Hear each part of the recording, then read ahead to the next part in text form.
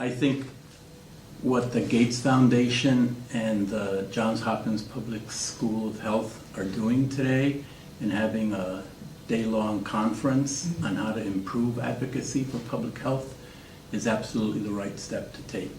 Because first of all, there is extensive social science evidence on health and health disparities. However, there is not enough advocacy that ties the research to policy, law, and most important, real changes in people's lives. So for there to be an institute here at Johns Hopkins on public health advocacy to address not only how to do that, but actually to do it, is those are exactly the right steps to be taken. I am a civil rights attorney and an advocate, and as lawyers we have to prove what we all know is true. So we have analyzed extensively the evidence of health disparities based on race, color, or national origin. And what we find is the evidence is pervasive and persistent over time. Nevertheless, the social science evidence stops with, here are the disparities, and that's it, instead of going the next step and the academics saying, and these are the recommendations we make under law to change policy, to change people's lives. And I think there's this phobia that if an academic actually makes a recommendation, he or she will taint his or her objectivity, and we simply have to overcome that. In part, academics are, pardon me, but they're terrible writers. Social scientists are terrible writers. You know, when I read an article and it starts with the R factor and the P variable and all that stuff, my eyes glaze over, and I turn it over to one of our experts and say, what does this mean in plain English? And having said that, you know, social scientists, experts we work with always tell us, Robert, you have to stop talking in legalese. So I think part of the problem is they're different languages. Social scientists speak in one language, attorneys speak in another language, and we have to find common ways of communicating not only with each other, but with people, real people. Community-based participatory research is one way of doing that, listening to real people about what their concerns are, engaging, educating, and empowering them. All of that is entailed within advocacy. And advocacy, for example, from our perspective, includes academics making the leap from their research to real recommendations and more importantly, real change. It also includes organizing, which we define as finding out what people want and then finding collective ways of getting it. And third, I am an attorney. I'm a litigator. I'm a recovering litigator. We also use law to translate research into change. And law does not have to mean litigation.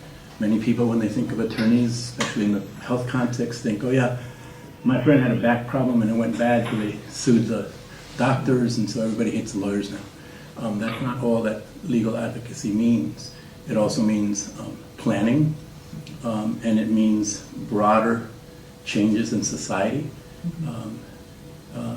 The public health community actually has a rich history of addressing health disparities, starting in the 1960s when, with federal funding required that hospitals and health services be segregated. Blacks only, whites only, for example. And attorneys working with health experts took a case through the courts, and the court held that separate medical facilities are inherently unequal and unconstitutional, applying the principle of Brown v. Board of Education. Later, in 1964, the Civil Rights Act of 1964 was enacted. The Justice Department went to mostly southern health facilities and said, if you want federal funding under the Civil Rights Act of 1964, you have to meet non-discrimination requirements. And that led to real improvement in the outcomes, health outcomes throughout the South. There is a rich history and tradition of doctors and public health experts and practitioners working arm in arm with civil rights attorneys to achieve health justice for all. but that seems to have been forgotten or ignored in more recent years. We find hope in the fact that the Affordable Care Act has a provision explicitly addressing health discrimination. That is the most recent statement by Congress that discrimination persists in the health field and has to be addressed and eliminated. So it is a question, again, through an institute like one here at Johns Hopkins, of reviving that history and teaching not only the students but even the faculty that advocacy matters. Advocacy can make real improvement in people's lives. Is advocacy a science? It is more of an art, but certainly you can study art systematically. You need to study advocacy systematically and find out what are the best practices. And we know what some of those best practices are. One is the civil rights movement, as I said, which included, first of all, attorneys going in the court, advocating change. Thurgood Marshall and the NAACP Legal Defense Fund pioneered the 20 or 30 year strategy that led to Brown v. Board of Education, which held that separate schools are inherently unequal. Second, courageous courts, the U.S. Supreme Court, the Warren Court, struck down apartheid, legal apartheid in the U.S. Third, it was also the movement in the streets, Martin Luther King and others, the March on Washington, for example. Fourth, that led directly to the passage of the Civil Rights Act of 1964 by Congress. Fifth, the President of the United States, Lyndon Johnson, a Southern president, broke the filibuster to get the Civil Rights Act passed in '64. Sixth is the federal government then enforced the Civil Rights Act of '64, working with attorneys, both in and out of court, as I say, by going to Southern schools and saying, if you want federal funding, you have to desegregate the schools. Going to the health facilities, if you want federal funding, you have to desegregate health care. And then finally, it was the will of the people. Lyndon Johnson in the '64 election, running against Barry Goldwater, who would have dismantled the civil rights protections.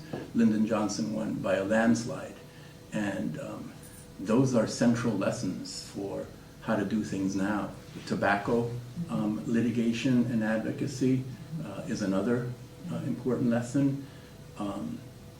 The effect that Mothers Against Drunk Driving have had on reducing drunk driving, that these are all movements. They're not just, and so the movements are part of advocacy, right, but it's also the lawyering, including access to justice through the courts, and absolutely gathering the evidence, but translating that evidence into change.